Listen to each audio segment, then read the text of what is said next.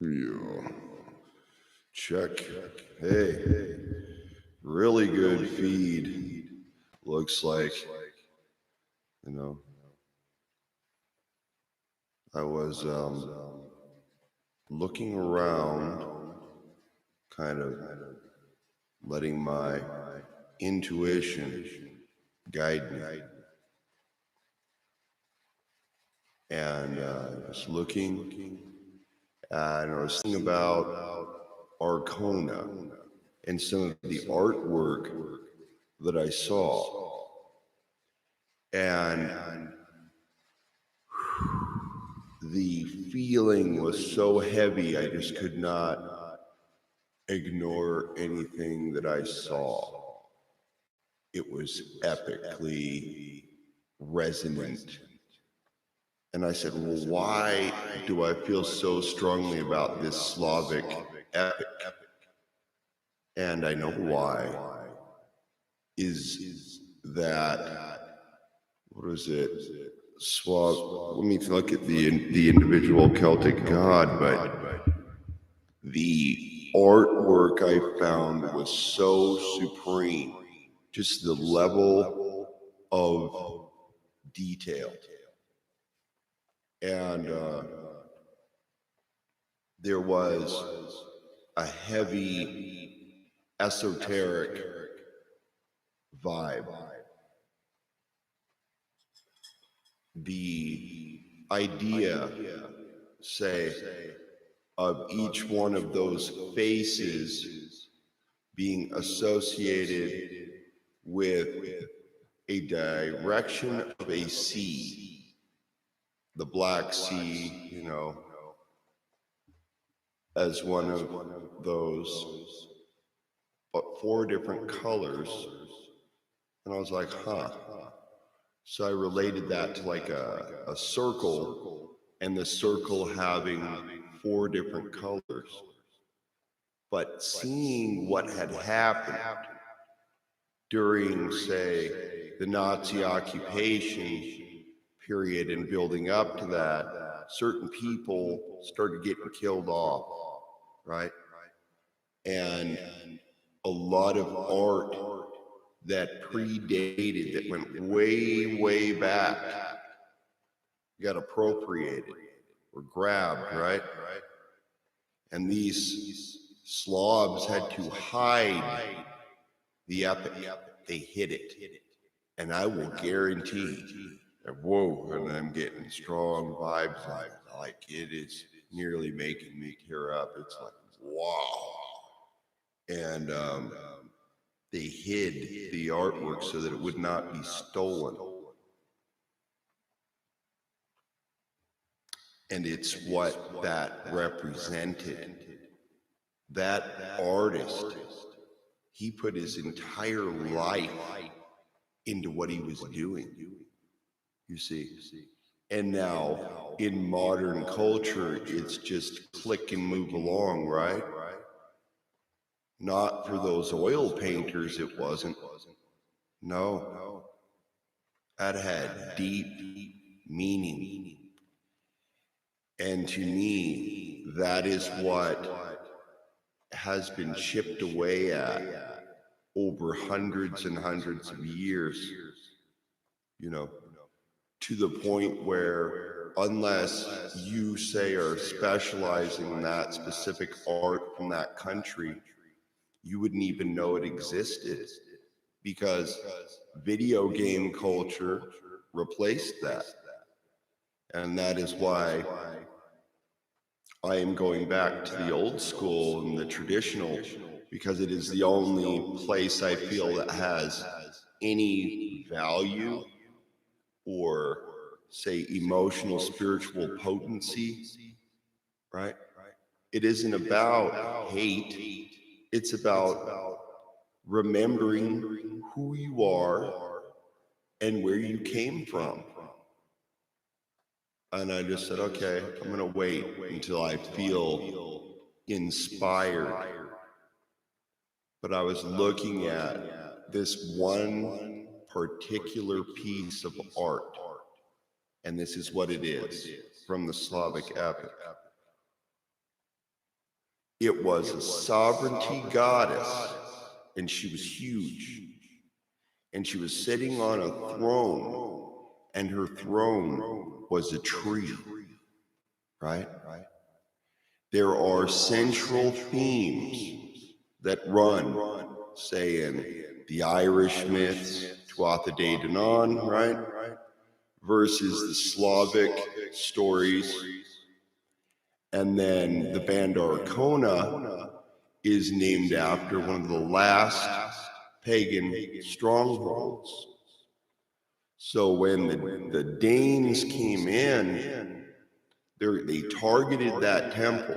Now, that temple held the treasure trove of that entire people. And I said,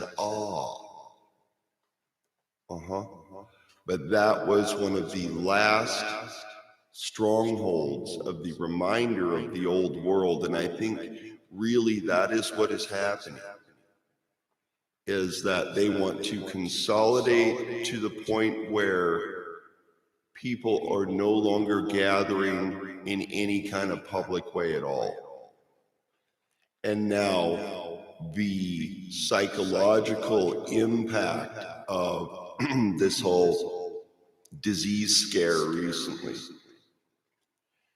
And now it is a further separation and isolation versus in the old school, we gathered in the countryside and played music.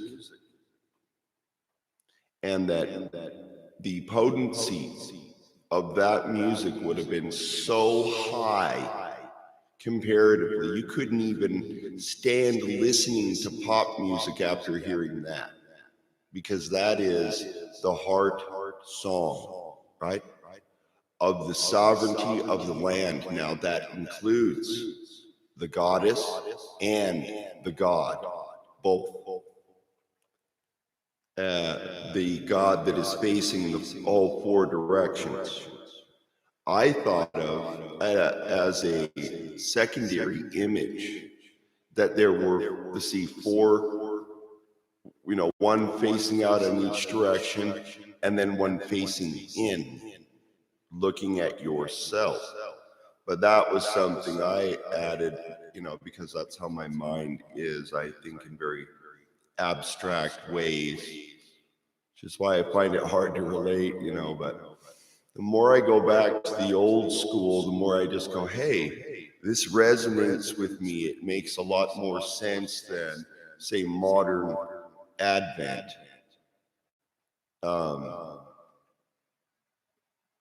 Just the internal vibe I got off of that was just, whoa. And I'm looking at it, there was like an eagle or a hawk or something above her. You go to, what is it? SlavicEpic.com, okay? And then /en/c/gallery/. And that should pull that up. But I started to really see, this was one of the only ones I saw that didn't have a huge Christian override. Okay. And it just screams sovereignty goddess, And I'm like, whoa. And the white dress, of course. And if we remember, silver and gold being weaved into the fabric, right? Especially if you were a sovereign or someone of high rank or something. And I would think a vulva had that. Then I looked up Amanita muscaria, and I saw that I think the cap was described as a vulva. Okay. So also consider that the cap could be representative of, say, a crown of nature that you would wear, right? And then the red and the white themes with, the whole Santa Claus, whatever, being overwritten and taken. So everything we had being applied now to Christianity, even the names. And I'm just like, whoa, because it was so ingrained that without doing that, they would not have been able to get any way of a foothold on anything. So here it is. The controversy, and I'll come back down to that, but I'm going to go up to the top page. You would go to Wikipedia, because I couldn't find anything. I went to, what is it? Encyclopedia Britannica, and there was almost nothing. Okay. So anyway, we're going to go down the Slav epic, Czech, Slavansky Borby, whatever, is a cycle of 20 large canvases. You mean, think about how long it would take to paint. These are freaking huge, man. That would take just a regular size painting, let alone like a whole wall. This is how supreme shit used to be, and the cheapening of everything, right? That's why I go to handmade instruments, is for that reason. Because there's a connection versus machine made. There's no soul in anything, right? Anyway, let's see. Czech Art Nouveau painter Alphonse Mucha. Now check this. Between 1910 and 1928. Now also consider the consolidation of power that was happening worldwide, like that's a few years before the Federal Reserve, right? And then flash forward in the United States in 1933, you have the crashing of the stock market.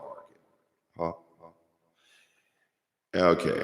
The cycle depicts the mythology and history of Czechs and other Slavic peoples.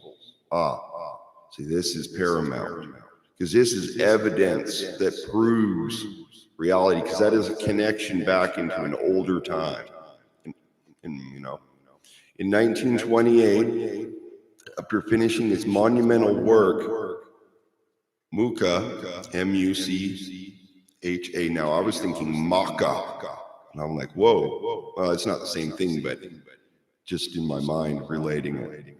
Bestowed the cycle upon the city of Prague.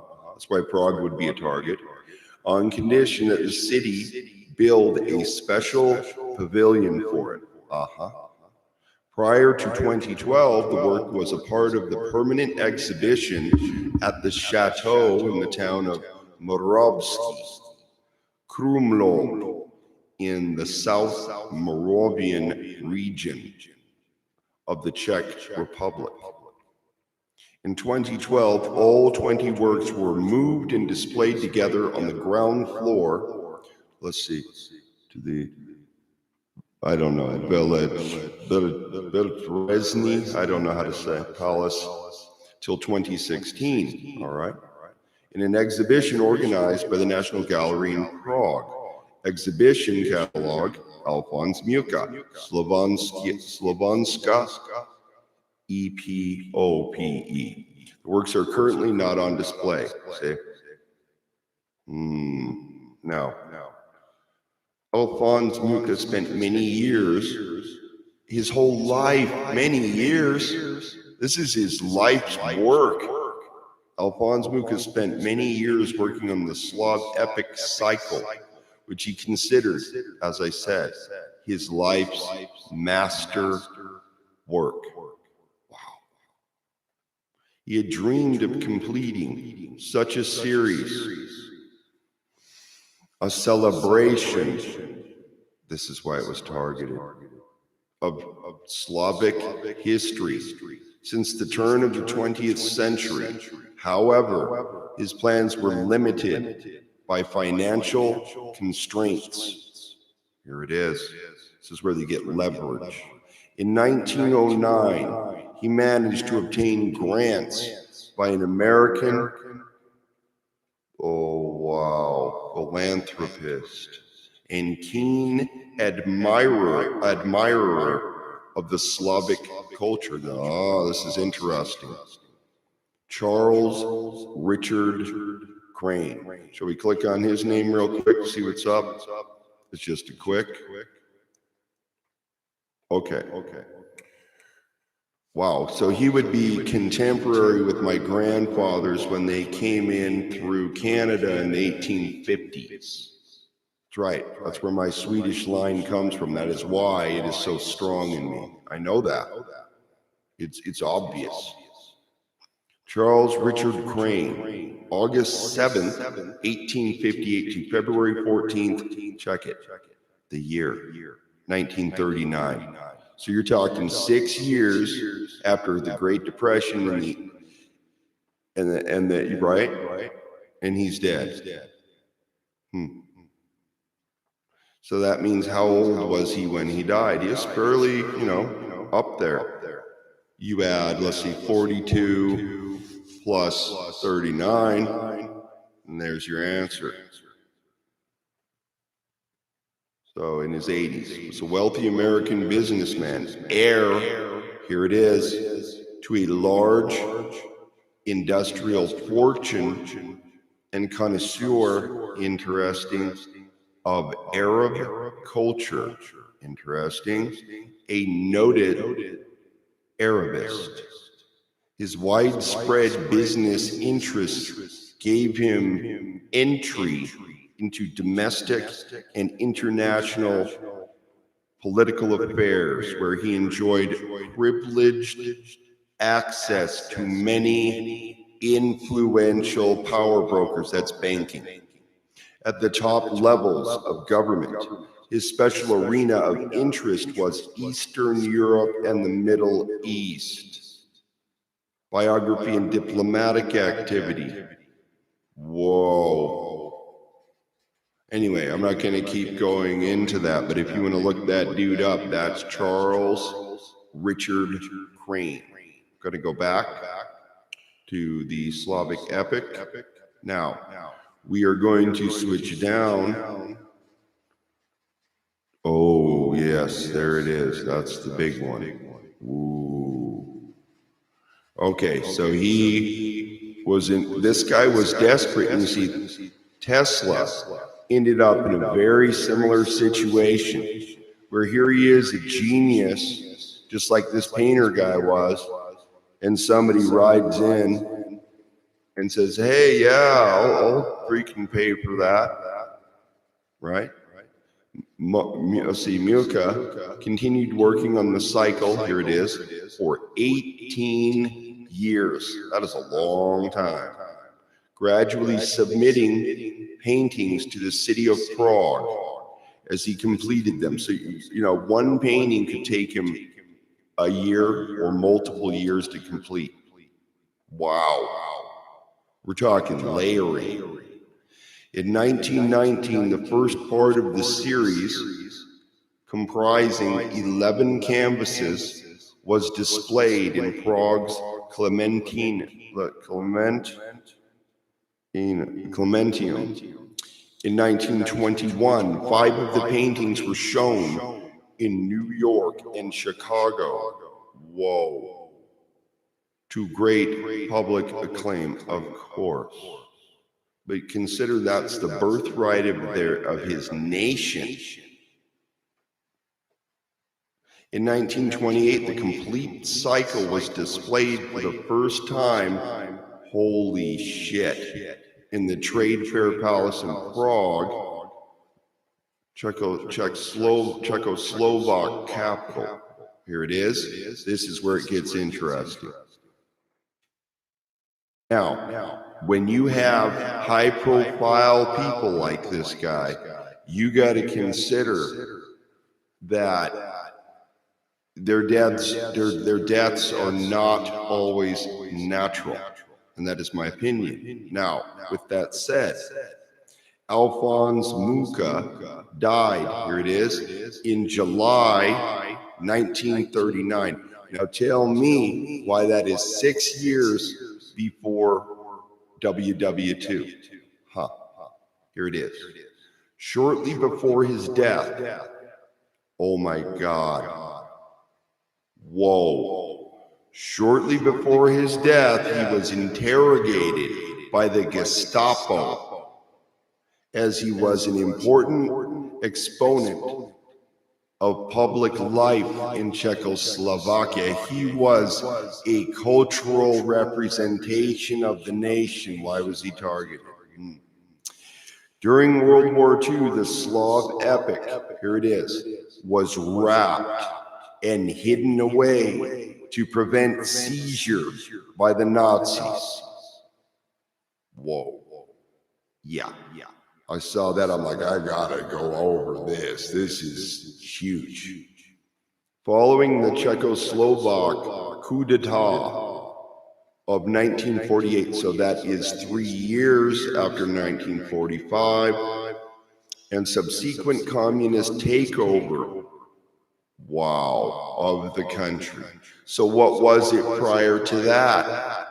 It was free. It was probably more country, more rustic, right? Wow, now hear this. Mucha was considered a decadent and Burgos artist, estranged from the ideas of socialist realism. That's how they frame it. I'm going to say he was folkish to the core. The building of a special pavilion for the exposition of the Slav epic cycle became irrelevant and unimportant for the new communist regime. I wonder why. Could they be going after the culture to knock it into the dirt? Goddamn right they did. Now, that is connected back into Arkona, the last stronghold, the four-faced god, and that being removed by a Christian Dane. Nothing against the Danish, just that's what the history says. But it's a trophy grab, you see, and that's what they do in war. You can do things and take things that you normally wouldn't be able to do because you have an occupying force to do so, right? After the war, the paintings were moved to Chateau of Morovsky Krumlov by a group of local patriots. That's the only reason you still got it. Somebody protected that with their life. And I said, wow. And that's when I started tearing up, just realizing, holy shit, this is way beyond. They went to this level to suppress folk culture. Wow. And the cycle went on display there in 1963. All righty. Controversy. The city of Prague has waged a decade-long legal battle over the work, which intensified in early 2010. Much consideration has been given to relocating the Slav epic from Moravsky Krumlov, where it had been displayed for almost 50 years, to Prague. The hope was that Prague, a city frequented by many thousands of tourists, would attract increased attention to the series of paintings. However, there is no suitable space for the work in Prague's galleries. Therefore, some Czech state institutions, such as the Office of the President of the Czech Republic, they took the heart. And you can see the paintings. The paintings are listed. So, as I said, please go to the Slav Epic page on Wikipedia, and you can see these art pieces. Okay, now, consider the band Arkona. Now, as far as I know, Masha was a member of some kind of nouveau pagan group in Russia. Okay? But she's hardcore folkish, like next level hardcore. Alrighty. So it says it has a list of paintings. And you can see the ones that have had, say, a Christian override versus the ones that don't. Alrighty. So the first painting is Slavs in their original homeland. and it just looks epic. Now, so let's see, the Svantovit, it has various spellings. But to me, he was known for being able to see the future, so on and so forth. So he's associated with masculine seership. Alrighty. Now, relate that to the vulva. You see, so you had both, right? Where both the men and the women had different functions and powers as far as the gods. Alrighty. So the celebration, Savantovi, when gods are at war. Now, they say a war god. No. Sovereignty god. It all goes back to that. You see, if you have to fight to defend, okay. But it is about the sovereignty, and to hold the sovereignty of the land, you have to be willing to fight for the land, right? But that major painting of the goddess literally sitting on a tree as a throne is so powerfully symbolic to me, I have no other words to say. It is that epic. So it is an admixture of your Christian influence and whatever. Apotheosis of the Slavs is another very powerful piece that I saw.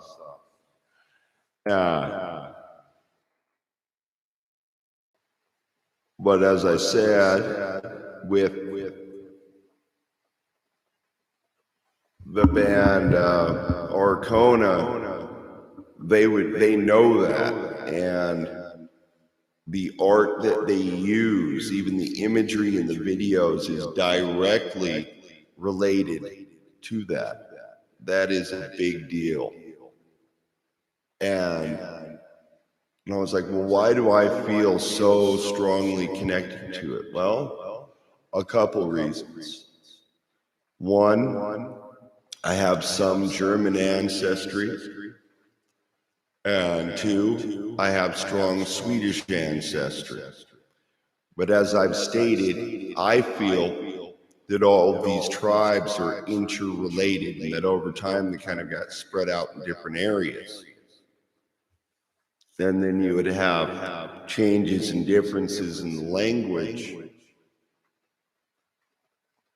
But just to recognize the reverence people had for the arts in general, because the arts, not much patience, where you would spend an entire year or longer on one epic painting. And that's just one of the pieces that guy did. And he got in a rock and a hard place, and his art is his passion. So they know that the artist is so focused on that, they'll do almost anything to not lose it. Now, this is what also happened with Tesla. And so I see a pattern. Strong passion. I mean, ingrained, infused in that person. What else do I say other than start going back and looking at this with a different eye? And again, feeling like an intuitive drawing to certain things, and that is one of them. And that just hit me on such a deep subconscious emotional level. I don't even want to say subconscious, but it resonated my folk soul. Maybe that's the way I could put it. Then I looked at my facial features, and I'm like, I'm seeing some similarities with, say, Russians and other people like that. And that is because, in my opinion, of course, we are interrelated.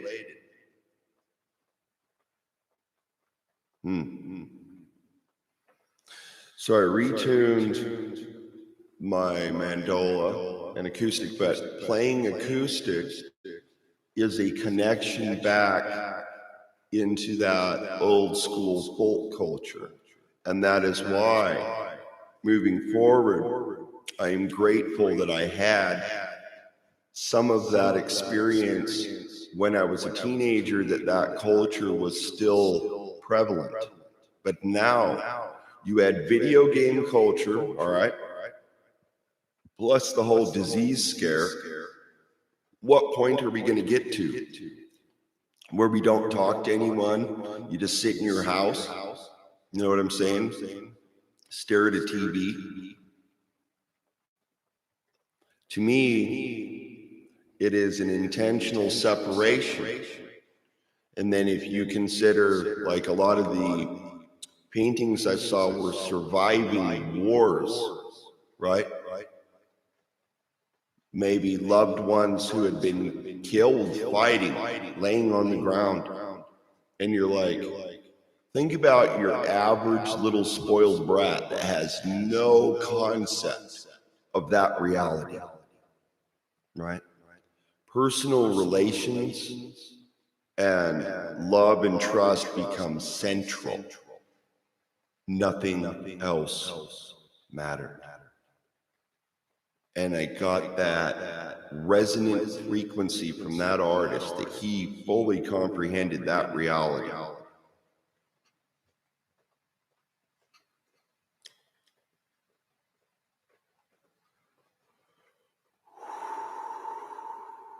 And then, of course, heavy for me was typing in my dad's name and seeing some of his research that was still online. That did make me feel good. I'm like, all right, well, my dad wrote his name on the wall in his own way.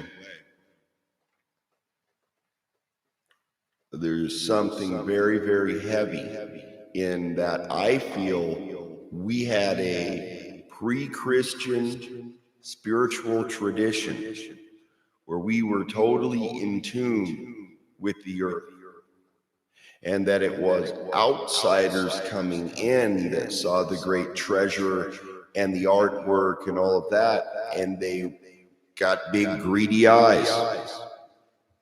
It was the same that happened to the Gauls, or the Gales, whatever you want to say. When Rome came in, there were supposedly something like 400 gold mines, right? And they had expended themselves in wars, and they had no money left. So what is it? It is theft through occupation and violence. It is not earning that rite of passage, right? Like that artist, he earned his rite of passage. He made that artwork.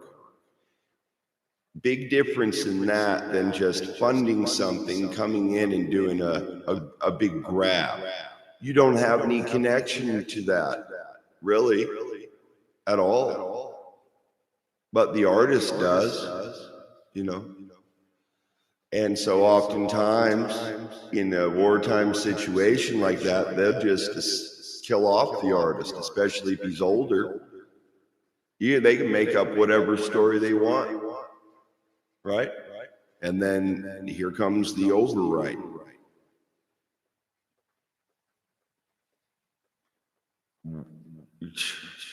I almost don't even have words to express, like, the level of loss. And I think that is what I feel, is like I have a sense of mourning the loss of my culture. But if you don't know that you have lost something that important, right, then video game becomes your culture. And that is what happened. And so our stories that were sacred and important that imbued a lot of these character traits were cheapened, such as Marvel and Thor, and that not even being the accurate description of the original Thor. He wasn't blonde haired, he had red hair and a red beard. Why these changes, you know? Even thinking of Masha's husband, lead singer, and his big old beard, he looked like somebody straight out of one of those paintings. And so did my grandfather. So I went and looked, and they had big beards like that back then, you know. It's mind-blowing.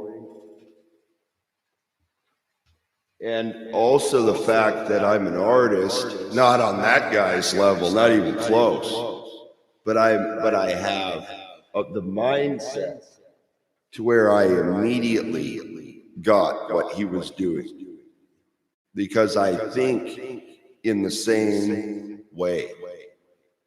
I think in pictures, right? And emotionally, that representing very, very important concepts.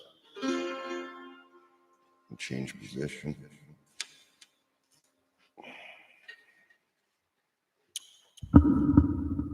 So as I go forward, all of these elements are fusing into my artwork, and they will. And I consider my music part of that artwork, so that's how I describe it. But I started to think, and I was like, who's doing what I'm doing right now? Nobody. Everybody's in it for the money. And that started to make me feel sad. I'm like, wow. I comprehend having to survive, but you get in a place to where you do things you don't really want to do the things that you really do want to do.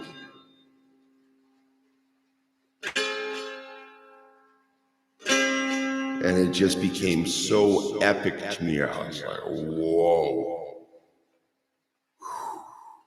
There was a vibe that hit me. I don't know, man. Whoa.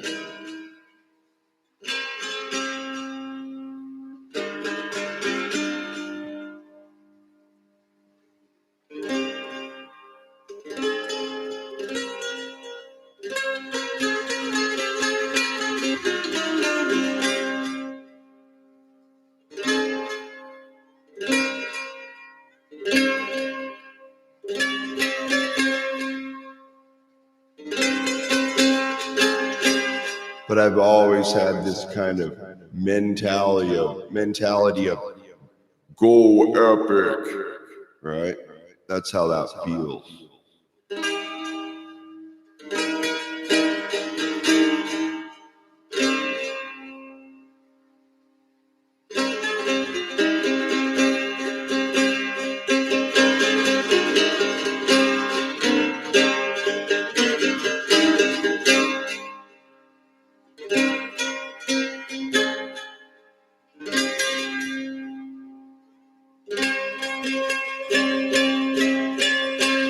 Now imagine how for granted people take music in general. Now, imagine there's a big war and tech is wiped out. All of a sudden, gatherings, acoustic music becomes important again. I saw I think a video of Masha in Russia at her birthday party. And she was right there next to the crowd. You're not so goddamn high up on a fucking high horse, you can't talk to your people! It enrages me, I apologize. But it's this arrogance. I'm important. No, you are not. Grandmother and grandfather are important. That is the problem. Me. so high on yourself, you can't even see your own people. That is the problem. That's why I don't ever want to be a rock star. It's retarded. I'm a folk artist. What does that imply? I am an artist of the people. Kaboom.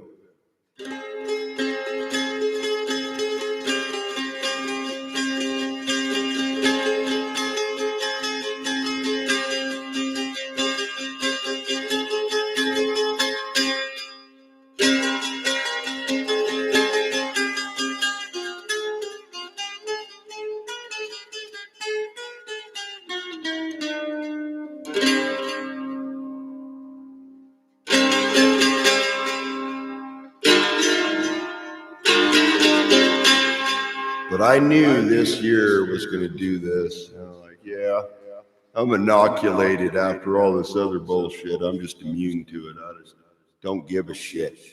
No fear is going to enter into me. I'm not doing it.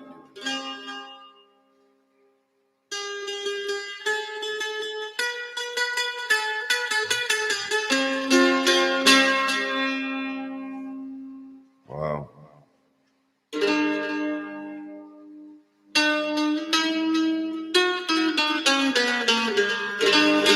And anyway, the spiritual significance of music was shrunk down as well.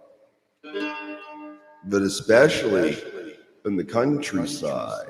But I would think it would get to the point where you would hide and go have your folk gathering out of fear of being targeted. So like what I'm doing all of a sudden shifts to being on a different level of reality, to where I go, wow, I guess I am taking a risk. Yeah.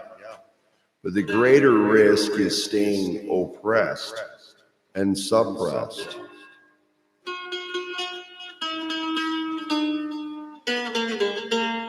Or just, here's the other side, apathy. No one cares. Doesn't matter. I am so small. My signature on YouTube is like almost nothing. But that's fine with me. I don't need to be huge. It's like an ego thing. I don't care. I care about potency, right? And whether or not people are really feeling what I'm saying versus entertainment. I do not want to be entertainment at all.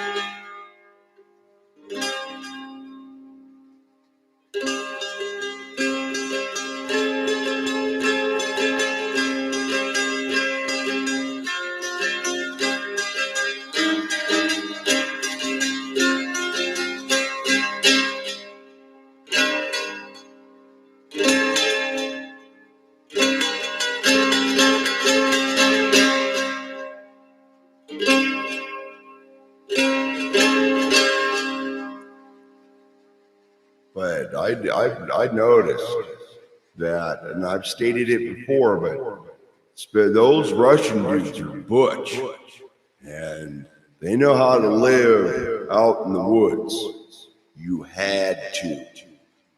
You grow up in a country that is war-torn like that, pretty princess on a pillow don't exist. You look at Masha Scream, she's a good example of what those women would have been like. They're like hardcore. Like, wait, she doesn't have 3 pounds of makeup on. No, and she don't give a goddamn about it either. She realizes reality of survival. I saw a picture of her with her kids. She's a mom. She's not a rock star. She's a mother, first and foremost. That's what I see. Everybody else can see the big flashy image. I don't give a shit. but it is the core. And everything she's done, she has stayed true to that core essence. And I respect the shit out of that. I really do. But that can be exploited.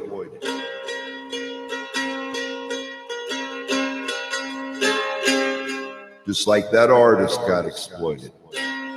In my opinion, of course.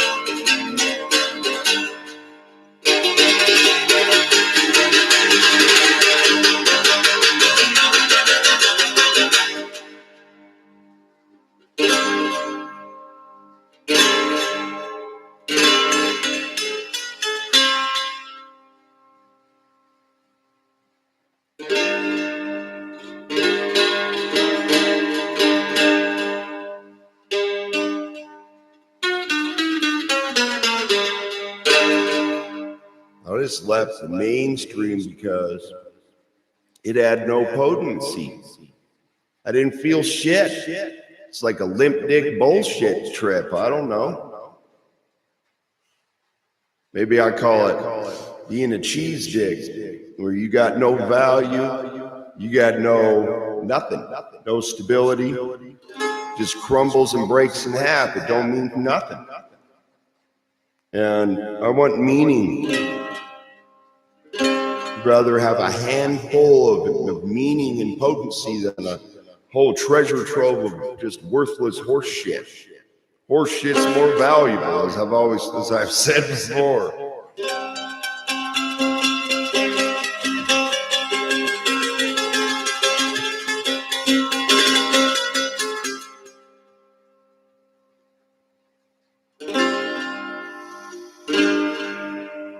Anyway, I just started to get this really heavy feeling in my heart about it. And I'm like, why does this feel so hardcore? Because it is. But I was like, all right, I gotta release that, let it go. First, I had to face it. And I'm like, what? Thinking about, in my opinion, the fake Irish famine and all these orchestrated wars, not just Ireland. It's been done all over, right? But especially in the old world first. That's where they hit.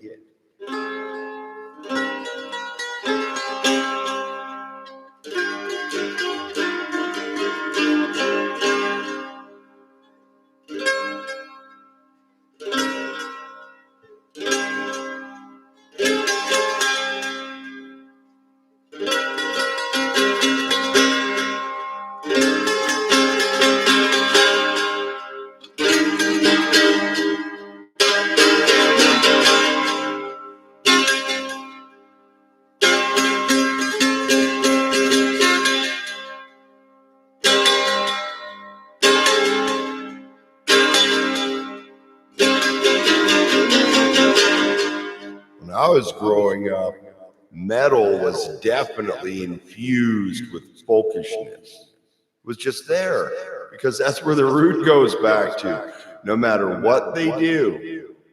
But eventually, I feel like it just goes into the trash can because, well, not for everyone. Music changes. It becomes digital. It becomes more narcissistic, right? It becomes about the individual. Now, why? Because it's more profitable. You don't have to run a whole group. You just got to run one. These young, say, hip-hop kids, they're gone in 5 years or less. And then you get a new one, right? But you have the turnover of big folk artists. Give you one, Tom Petty. You had that big incident in Vegas, and then the next day, one of the biggest folk artists in the nation is dead. Huh.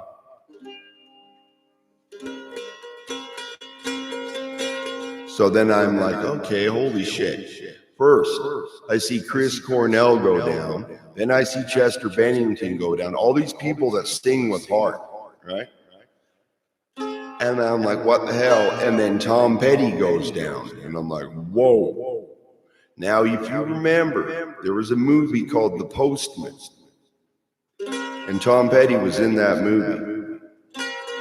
Now, he kept all his old tube amps. He never went digital. You know why? Harder to hack him. See, Tom Petty was smart. And I think he might have given somebody the bird, you know. And if you piss somebody off in a high level place like that, they just milk the cow. What's that mean? He had a legacy. Just like those paintings, that was worth a lot of money. So when that artist dies, everybody runs out and gets their collectibles. Now all of a sudden those collectibles start selling for more money. It's just stock and trade, that's it. But that is how the stock trader, right? The guy I was describing who was into stock trading, banking. And when that's where that comes in, where they start to view people like cattle, like a stock to be sold, bundled and sold. And that, to me, goes back to old world culture of saying, you see someone in a troubled situation and then use it to your advantage for gain, right?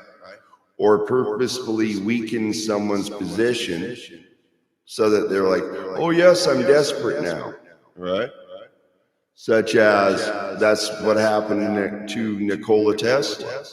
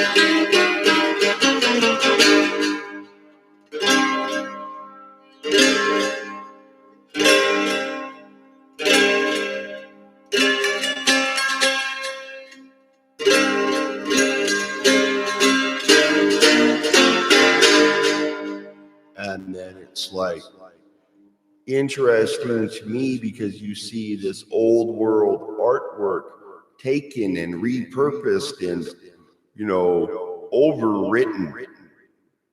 But now, because the arts are no longer primary, what happened? Entertainment became more important than cultural art. And that is the override. And so those people can choose the video game culture. But we who are folkish, they can have the stupid video game culture. Because culturally speaking, it has no potency at all. And that's a sad reality. But as I have learned, as someone who is into folk music and everything, is that it is a handful of people, but those handful of people are really into what they're into. And wouldn't that be a lot more enjoyable than a bunch of limp dick know-nothings sitting in the room that don't give a shit about you, and they're just drunk and basically shake your ass on stage? They don't care about the cultural meaning. I did not look at Masha that way. at all. I looked at her with high esteem and respect. You know, it is hard to do what she's doing and still hold on. With the way she is, she could have easily, you know, completely sold out and, you know, been some giant rock star.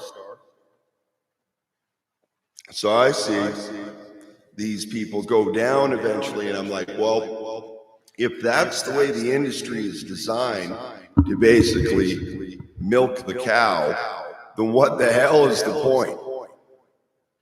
But, you know, war happening and then multiple wars, it affects the culture. You're more secretive. You might be more hiding. You might be more obviously fearful of outsiders coming to take what you have. So it's not a racist situation. It is a situation of survival, where if you are seeing people in your area that you don't recognize, you know what I'm saying? They could be a potential threat to your survival. Just like a wild animal is going to notice, let's say that the mama bear and her cubs, mama bear is going to notice if some big aggressive male bears come in and want to, and then what? They could potentially threaten her children. And as that story I told about that guy wandering into the woods thinking he was an expert on bears, right? Takes a lady with him. Mama bear wasn't playing, ripped through the wall of the tent and ate them, clothes and all. You're like, why did she do that? But then for her natural instinct to protect her territory, she was hunted down and killed. You see how that goes? So that guy being careless cost that bear her life, and instinctively she knew it.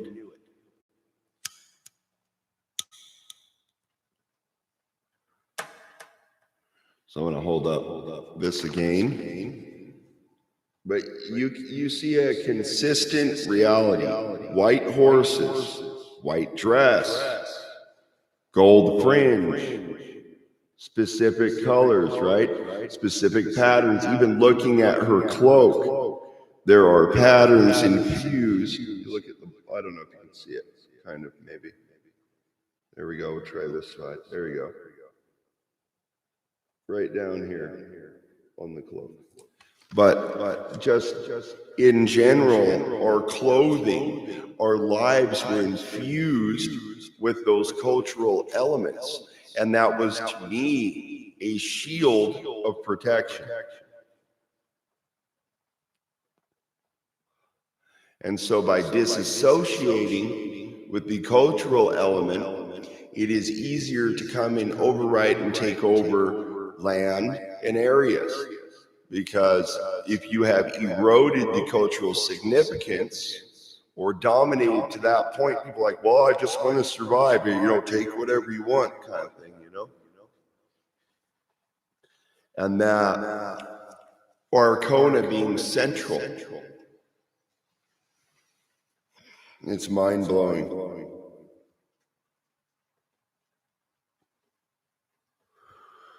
I think I should probably read. Isn't this perfect? Everything I'm reading is in alignment.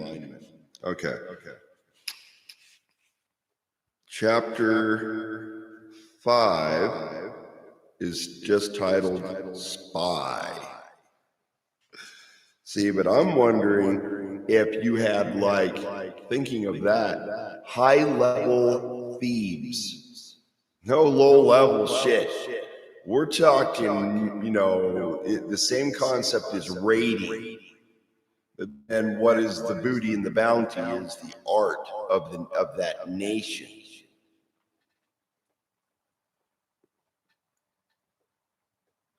And they don't care if those people lose those supreme cultural elements.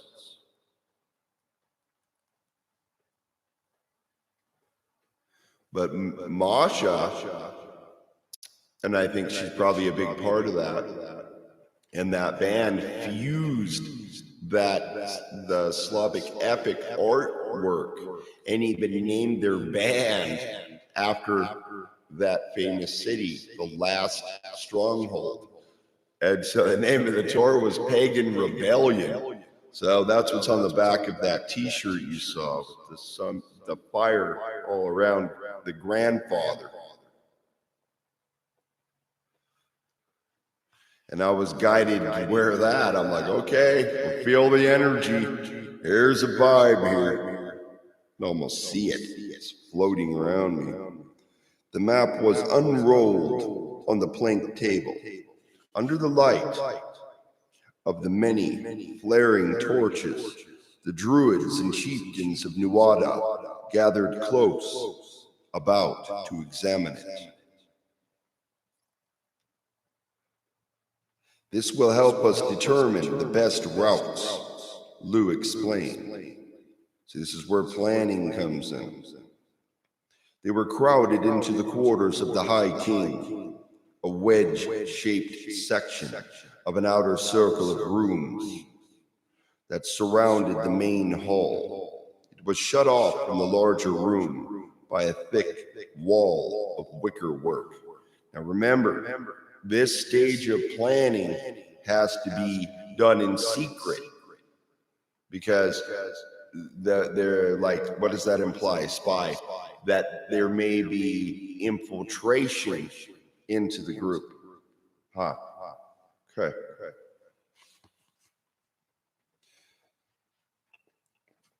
This is most intriguing, Nuada said, leaning down to peer closely at the fine drawings of woods and hills and rivers. Whoa. See how this fuses? I hadn't read this. I had no idea. No, I'm serious. How did you ever come up with such a thing? It was the idea of Gila, Lou said. The clown? Nuada asked in surprise. He looked up toward the lanky figure, who smiled affably. It's something I learned of in my traveling, he explained in the clown's high, foolish tones. It's something I learned in my traveling, he explained. There it is, the high tones. Far to the east it was. The people there use these all the time. Keeps them from being lost. It does that. Seemed useful to me. I'm lost all the time. It can help us to choose the safest, fastest routes we'll need to take, said Lou. Placed a finger on the spot that represented Tara and drew it toward the west. I will take the riders of the Sidhe and sweep through Aya, calling every settlement. So they have to gather forces. That's what they're doing right now before the big battle. To host. With their powers, I can move at great speed. It'll take no more than 3 days to reach them all. Nuada looked from the map to the young champion's face. But hosting them isn't enough. You know how weak they are. I know, said Lou, his voice short. But there is a way we can deal with that. He moved his finger across to the eastern sea, to the small island that showed not far from Aya. Here in Mananan's Isle is a cauldron. It has powers like none I have ever seen. It can never be emptied. And more important, he looked round him at the listening men.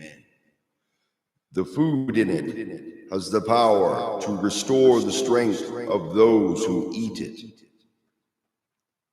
It can restore who eat. It can restore the whole Daytonon force.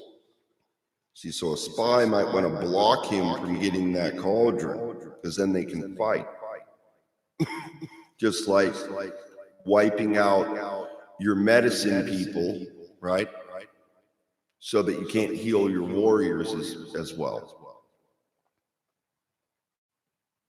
Impressed, the circle of advisors murmured amongst themselves. But why should this sea god give it to us? Asked Megalin, the haughty high druid. He has always been aloof before a distant and dangerous being, a mystery who surrounds his island with a deadly fog where monstrous beings lurk. Some say that he is a monster himself. Lou glanced at Gila from the corner of his eye and saw the disguised sea god stifle a laugh. Let's say that I know he wishes to give us aid, Lou said, cryptically. But his powers do not extend beyond the sea. It's up to us to bring the cauldron here. If this cauldron can be brought to Aya in time to nourish the hosting of our warriors, said Nuada, we may have the strength to withstand the Fomor. If another spoke up. He was thin, sad-faced, a sallow man dressed in the dark cloak and golden torque of a bard of the highest rank, Philly or Olam. His voice had the tense, shrill quality of a tightly strung harp. He seemed to vibrate with a nervous energy his frail body couldn't control. Boderg. It all sounds a very great risk to me, a great risk to be taken by this boy who is a stranger to us, who has appeared so suddenly from nowhere to help us, who claims to be Xian's son with no proof of it at all. See, there's undermining, and you're trying to figure out who's the spy. Be careful of your words, Boderg. The dog rumbled like a threatening storm. He has done nothing to earn our distrust. It was his courage that made this rising possible. A rising that could see us destroyed, Father, the other countered. He swept his brooding gaze round the room. If Lou fails, there will be no army for this cauldron to restore. If the cauldron is not brought, all our warriors will be gathered to make easy Bress's slaughter. If there is failure in both things, we here will surely be destroyed, Nuada finished. And Bress will do what he likes with the rest of our people. But if we do nothing at all, the end will be the same for us. There is no other choice. There is another choice, Boderg replied. Yes. We all know about your other choice, Fingol said wearily. We've all heard it scores of times. He mocked the bard's dismissal tones as he recited. We must leave Ayr and return to Tir Nanog. We'd be accepted there, Boderg said earnestly. Queen Danu promised that we could return if we chose, to become the children of Danu again, not to people of our own. The dog to put in heavily. He leaned across the table toward Boderg. His body towered above that of his son. His words held the finality of death.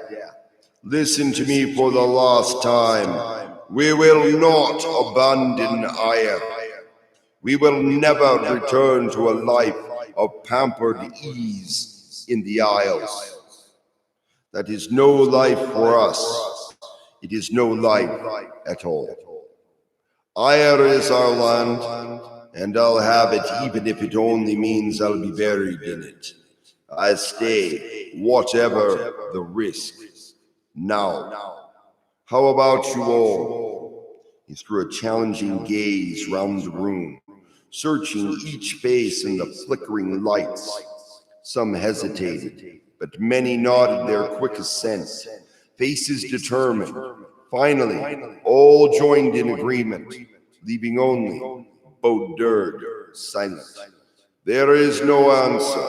Oh wait, there is your answer, the giant man said, smiling in the triumph at his son. You and these others loyal to Nuada do not speak for the entire Daytonon race, the poet said, still hostile, unwilling to accept defeat. The rest might think otherwise if they thought no help would come. There is no reason for them to think that, Nuada said sharply. And you will not suggest it or frighten our people with your talk of doom unless it becomes certain that these missions have failed. And when would we know that? BobCat asked. Nuada looked to Lou for the answer. Brest should take 10 days to gather his forces and march, the young champion said. If all goes well, our missions should take 6 or 8 at the most. If Brest marches on Tara and we still haven't returned, then will be the time to ask the Daytonons if they wish to flee.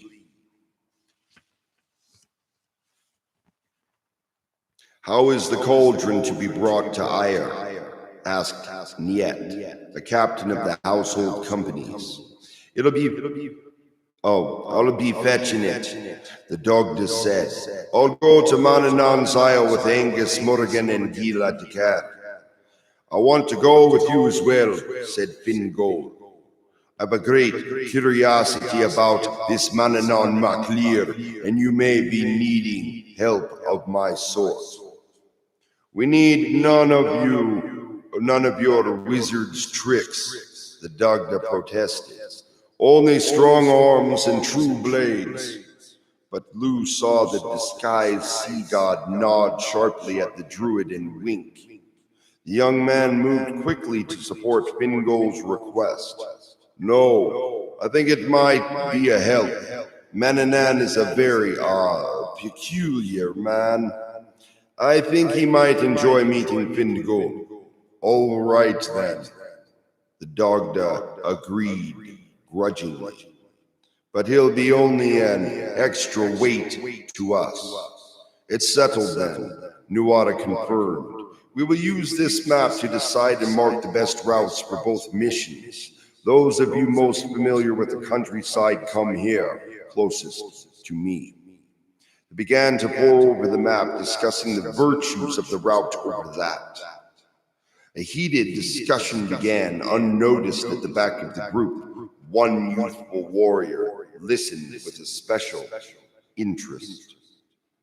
He was a fresh-faced youth, his boyish, guileless face topped by a tousled mass of bright red hair. Normally his manner was bright, his expression smiling, but this night, as he listened, a strange coldness showed in his blue eyes. Late into the night, the discussion ended. The planners departed to their beds. Nuada left to check the fortress guards. Then the youth returned, slipping past the wicker screen into the High King's quarters. He studied the chart, still laid out on the table, now marked, the routes that had been decided. He slipped a piece of broken pottery from beneath his cloak and scratched a hurried copy of the map upon it with his dagger point. Then he left, slipping out into the darkness of the hall, creeping across the great, silent room to the main doors and out into the night. No one saw him steal out through the small guard's door of fortress's back. At the fortress's back. And no one saw him ride swiftly away from the town below on a sleek horse, galloping out to be swallowed by the night.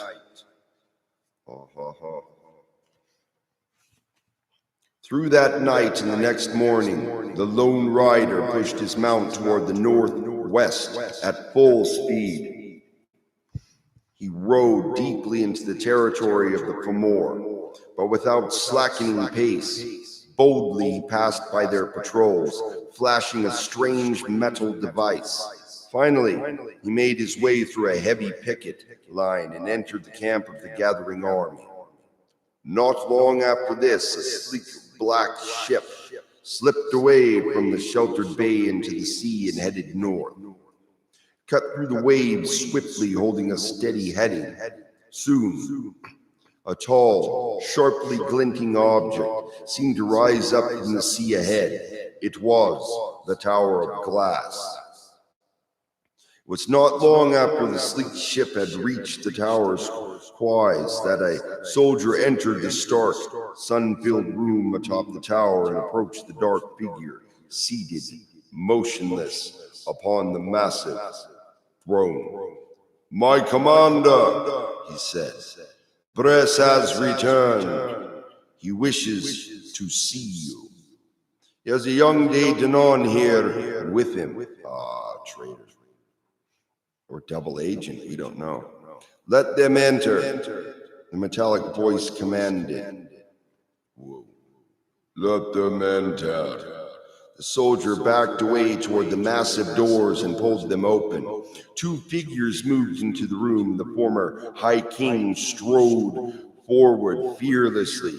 The other came reluctantly, glancing up with obvious nervousness at the towering figure brooding there against the backdrop of the bright sky.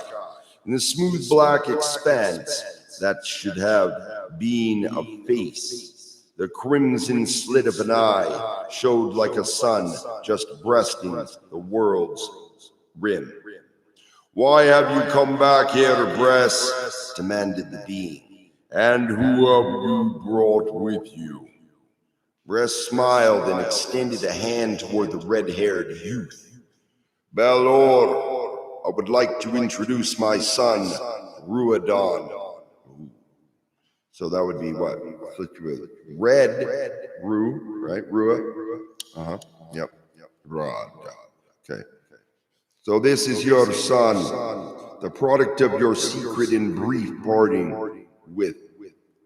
Who was it? "Bridget," Bress supplied. "Ooh. Yes, only she and I know of his true parentage." Whoa.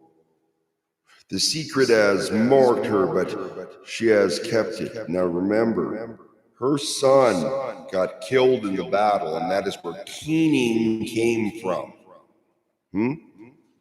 And you're certain your mother would not expose you if she knew of your betrayal." Whoa. The one-eyed giant asked the boy. "Never," came the arrogant reply. The innocent face beamed with a sly smile. "You see, she loves me far too much." Whoa. "The son is as treacherous as his father," Balor said. "Interesting, no matter how diluted is the Fomor blood, it still seems to taint the whole. But what is it that this young spy has discovered that brings you to abandon your army?"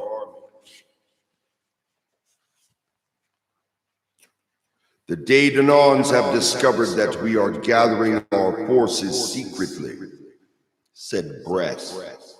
"They are making plans to host their own warriors and restore them to full strength in only a few days."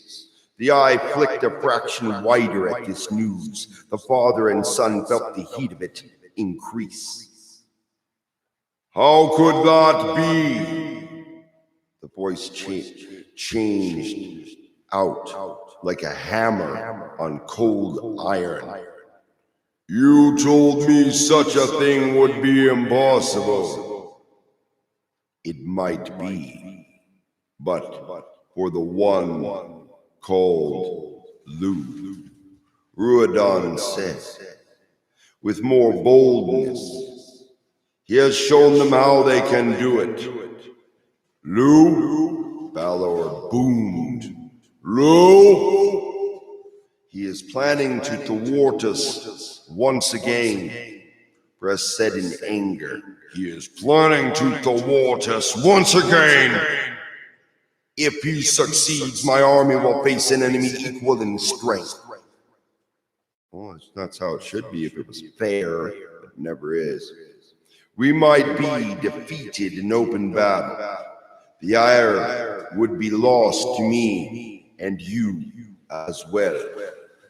The black figure was silent for a long moment, and then finally, come with me, it ordered them. And with those words, the giant throne shuddered, squealed in agony, and began to move. It traveled slowly and unevenly at first, but then and with increasing smoothness and speed, it seemed to follow a thin line, a barely discernible crack in the hard, polished gray surface of the floor. Bress and his son exchanged a look of wonder at the sight. Even the Fomor High King had never seen the giant move this way.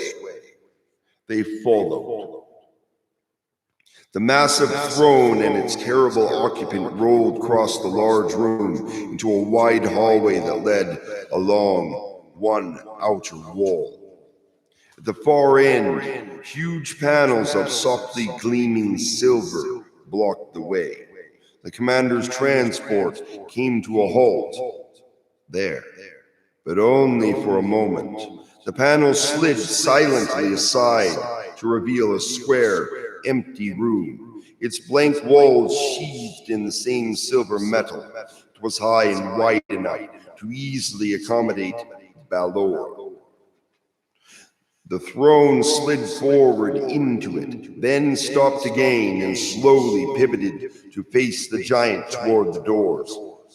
Come in, he told his visitors. They obeyed, the young man peering about him apprehensively. He had been in such a room on his strange trip up the tower to Balor's lofty quarters. He hadn't enjoyed the experience. He hadn't enjoyed it. This one was no better, but this time the room was dropping. And the sensation of pressure was like someone lifting up his insides instead of trying to push them into his heels. The sensation grew along with a rising metallic whine. Just as both became almost intolerable, they faded. The room thumped softly and was motionless. The doors, without any visible hand on them, slid open. Star Trek. They were looking into a strange twilight darkness alive with what seemed a constantly shifting galaxy of colored stars. The throne moved again, carrying Balor forward. The two followed, peering about them with expressions both curious and uncertain at once. They were in a wide hallway that ran ahead of them to disappear into a deeper night. The walls on either side were set with metal panels, intricately decorated with designs alien to the visitors. You know what? This guy is kind of implying something, isn't he? That maybe these magical weapons might have been high tech. Anyway, either or, esoteric or technological. I say both are possible. Or how about a fusion of both concepts? Within these designs, countless points of colored light pulsed or glowed or ran in constant patterns. A faint but steady hum hung in the air. The throne went on without pausing, and the two men stayed very close to it. Neither wished to be left behind in such a place. The corridor was lined with doors, and many of them stood open. As they passed, Bress and his son peeked into the rooms beyond them. Some of these spaces were vast, filled with box-like metal shapes in row upon row, like the panels on the corridor walls. They were alive with shifting lights. Enormous power pushed in them, crackled in them like distant lightning or a blazing fire. The air was charged with their energy. They chattered and growled and chirped at one another constantly, as if they were some company of odd metal beasts, arguing hotly amongst themselves. In other rooms, the men saw things that might have been human beds, but these were always surrounded by a fantastic contrivances of metal fitted with grotesque and cruel-seeming appendages. To the ruthless Bress, the purpose of things seemed obvious. They must be torture rooms, he murmured knowingly to his son. Ahead, the corridor ended in another set of silver doors as they moved toward it. The faint background hum increased. Father and son exchanged a questioning glance. Neither could guess, or really wish to guess, the giant's purpose here. Balor's strange transport reached the doors and pushed right into them. The heavy throne base forced the metal panels aside, and the three passed through into an enormous room. It was square, and each flat wall was filled with the complex panels of light. More sinister devices loomed round them in the semi-darkness, the shifting lights glinting in multiplied reflections from their array of gleaming parts lent them a chill of beauty, like that of a fine jeweled ornament. But the most striking feature of the room was a wide, circular column that rose from the floor in the center of the space to touch the flat ceiling. The visitors estimated that it was 5 or 6 times a man's height in thickness. Its curved surface seemed to them composed of some smooth substance, shiny and black as the surface of a still, moonlit pond. Balor trundled forward, aiming for a square box that protruded from one point in the cylinder's side. There, the throne jerked to a stop, its base touching the curved black wall. As Bress and Ruadan approached the wall, they realized that it was not solid. Instead, they looked through a glass surface into a darkened space. Within that space, more tiny lights were visible, and a large shadow, undefinable but somehow sinister, seemed to float there. Had Balor imprisoned some monster within the glass column? Bress wondered. Slowly, one of the giant's massive hands lifted toward the protruding box. On its top, rows of small lights in red, green, and yellow burned steadily. The hand rose over them and then descended. The jointed fingers uncurled and rested carefully upon the lights. At once, the space beyond the glass leaped to brilliant white light. Its brightness made them start, and they blinked, peering through narrow eyes, momentarily blinded. And then they saw, that's where it ended. Now, next chapter is the Druid. They were looking into a circular room walled off by the cylinder of clear glass. The ceiling was a circle of white light that flooded the space with an icy glow. See, that's where I'm going to stop. Anyway, next chapter will be the Druid. Interesting, that's where it ended. Now, reflecting back to what I was talking about before with Arkona, and then like spinning off from that and researching, looking things up, and the Slavic epic. Notice that there's a pattern of this epic way of viewing reality in general, and realizing, you know, base element influence of the entirety of society, where technology and entertainment can kind of obscure that view.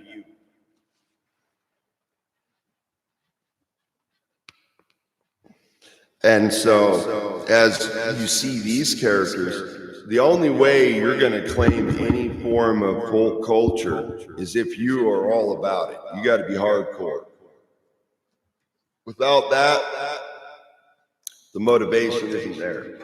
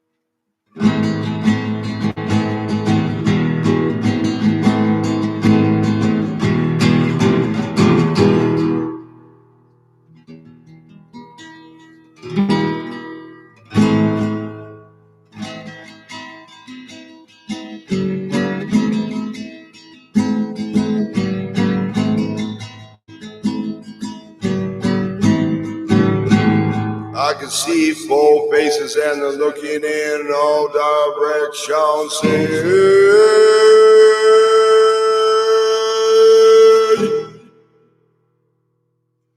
epic on the way.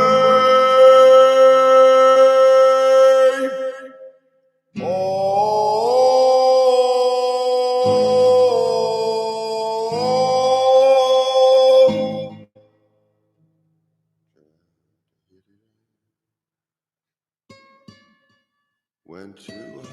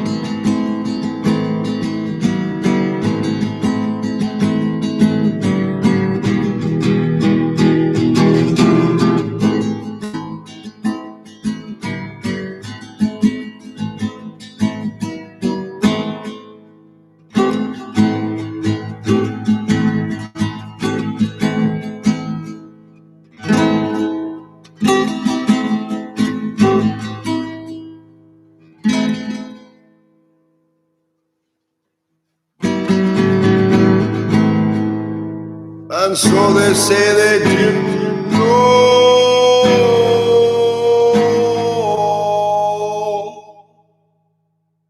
didn't know.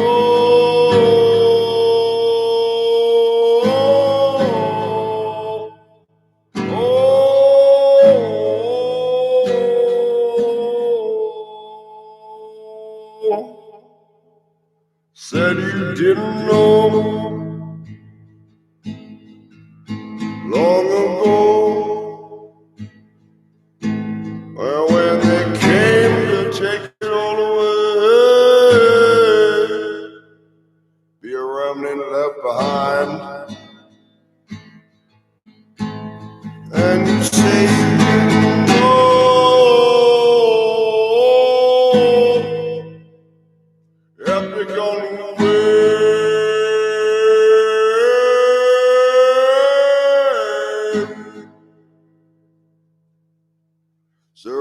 rising grandmother, grandfather on the way.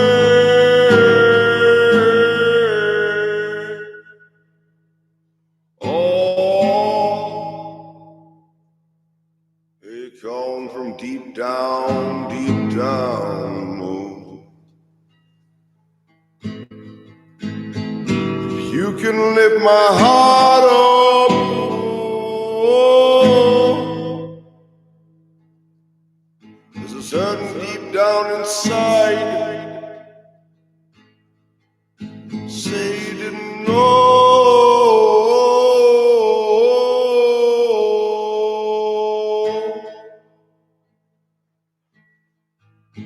Epic on the way, yeah. Epic on the way. Oh, you see it all.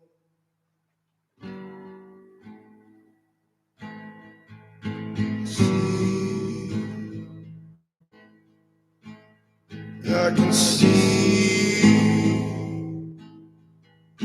Can you see clearly now?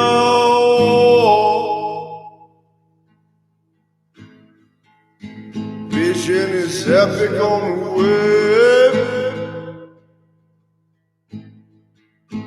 Ancient is the core. You say you didn't know. It's all around the sea, shining we, oh, shining we, whoa.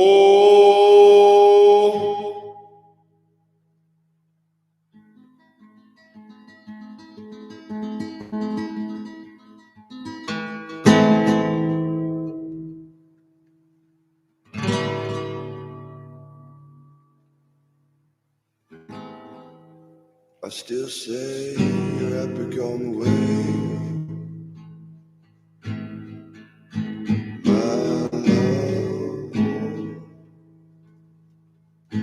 love of my people. Tension is a call. Will you rise and be the remnant?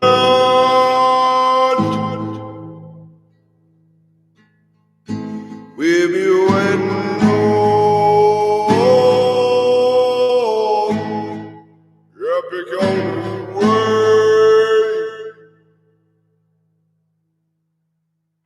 Say you didn't know.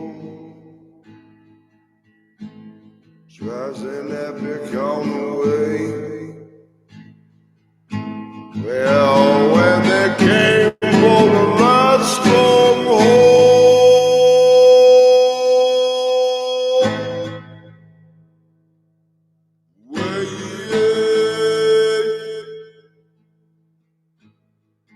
and do you know the way home?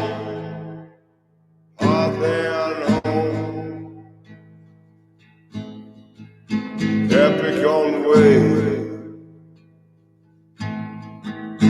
Goddess on the land, sovereignty.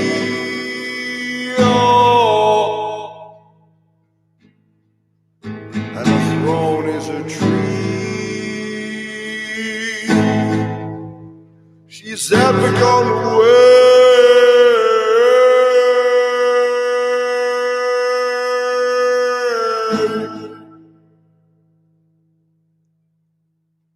Shine on me. Oh,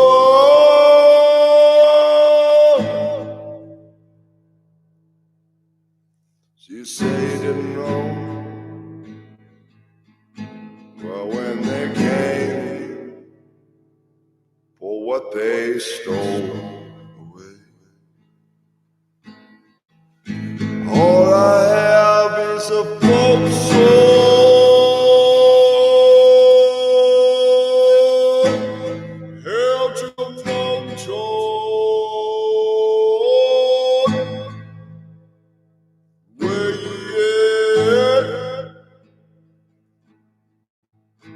heart and soul.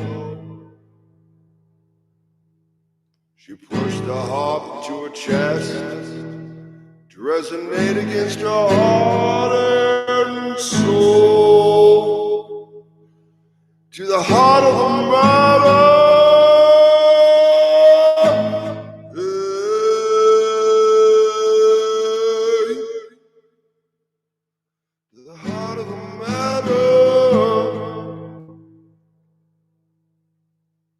It was epic on the way, yeah.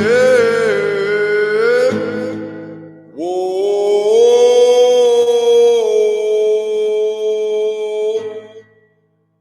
epic on the way. I was reaching deep down to say you will. As the tears fall down to the ground,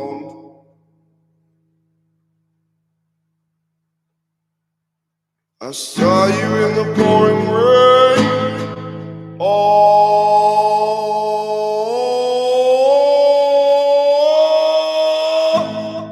way down the sea. You say you didn't know. Epic on the way.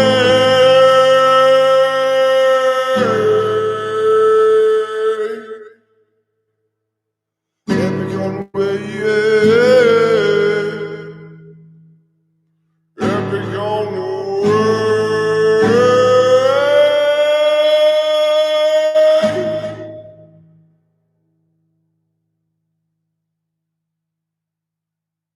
You say you didn't know.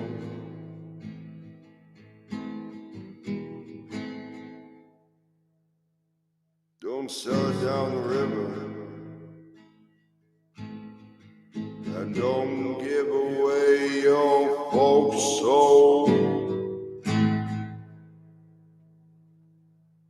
For a cheap trick, yeah. It better be 100%.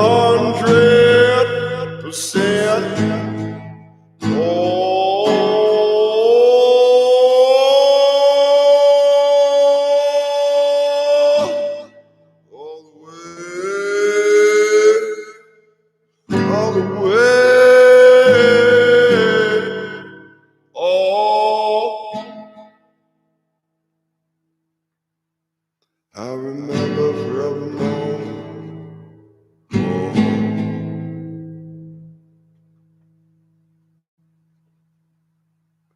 you say you didn't know.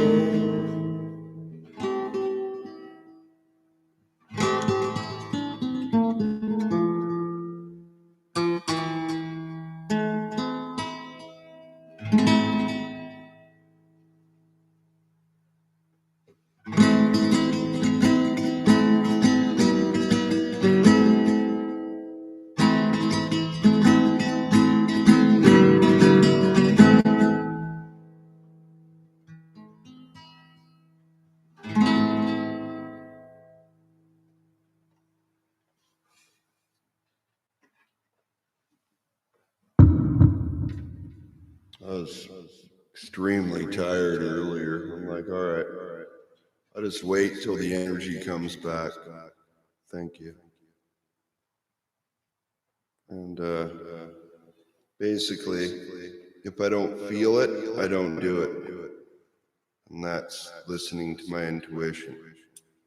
And I wait for the inspiration to hit, rather than attempting to force it, right? You do that, like if that guy did that with those epic paintings he did, it would have ruined it. No, he had to take his time.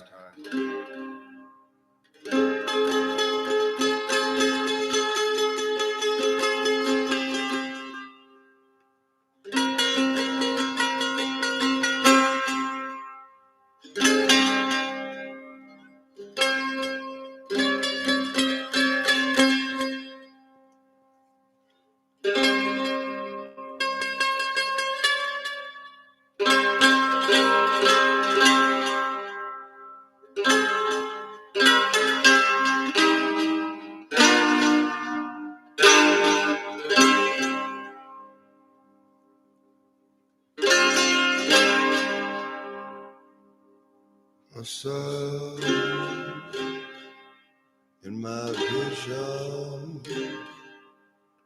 Sun in my vision.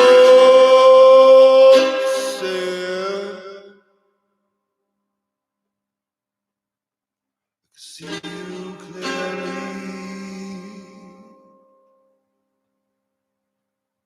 I can feel you deep down. I can feel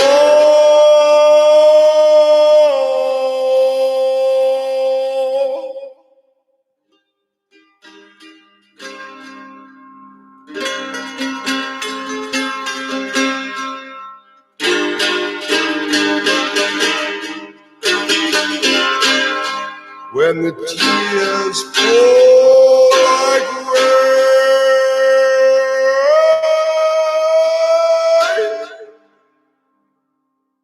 I feel it deep down. And the tears fall like rain. Tears fall like rain. See you over there.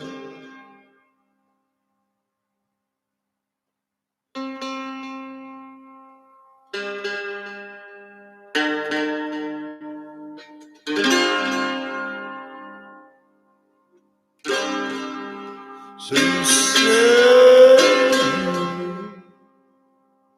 you didn't know,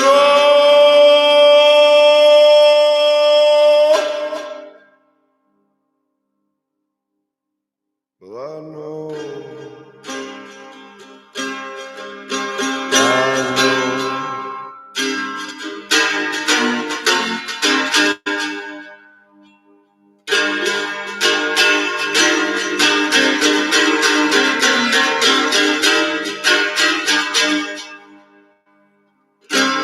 so I'm gonna hold strong, even when the rain's falling down.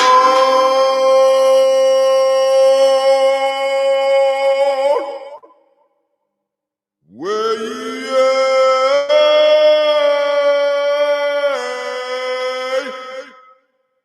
Whoa.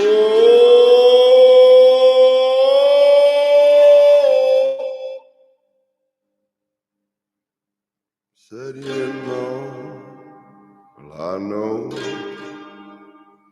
You tell me which way home.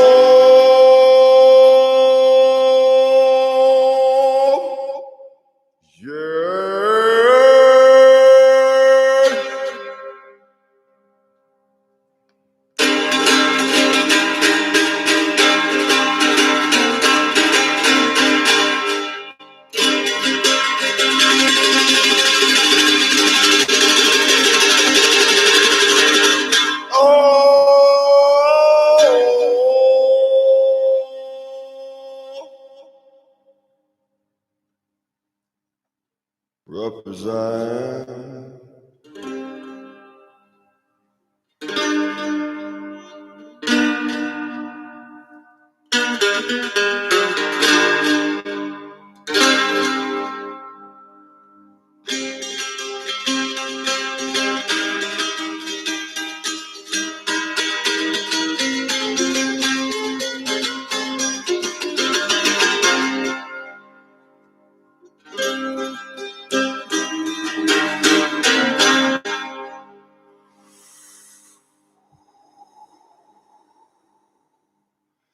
Feel you as a window. I can feel you as a window.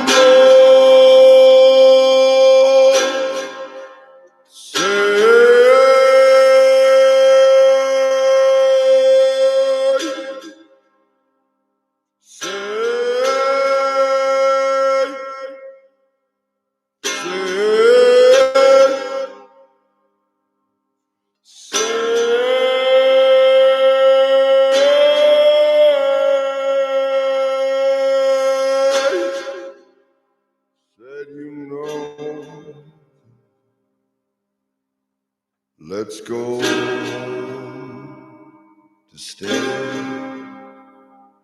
Go home, stay home to stay.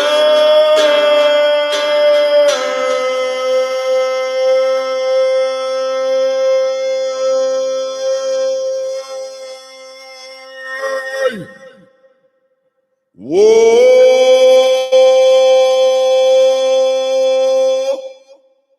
way down now.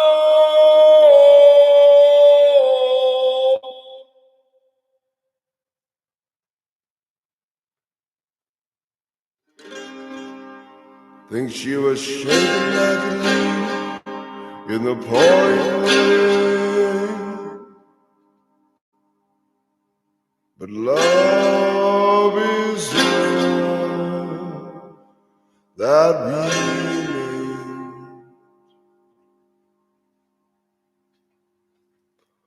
Folks all say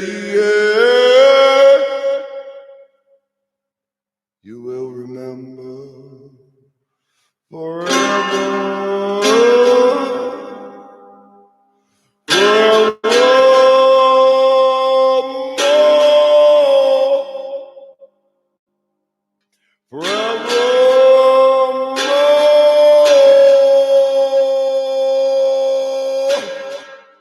shake down, say.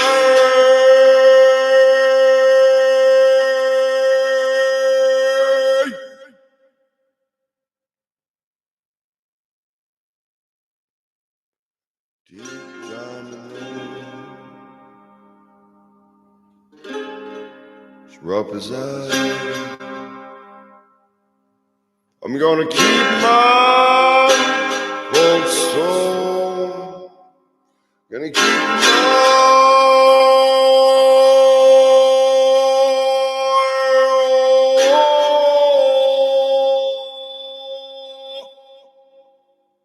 keep my folks' soul, living memory.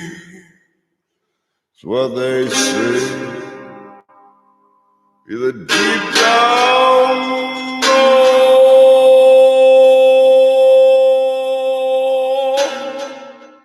deep down and low. Why? Tell me why. I don't know anymore. So shine in me, no, shine in me, you know.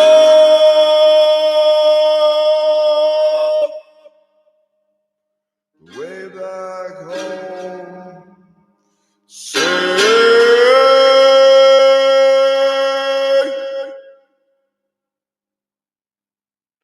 Reverence is the name, goddess of sovereignty, and God over the land. One face in every direction, and four more looking deep down inside.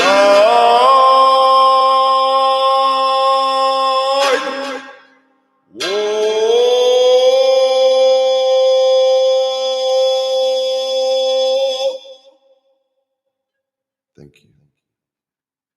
Have a great night. I shall return. Hail, our folk. Arkona! 'Cause I'm going to the stronghold.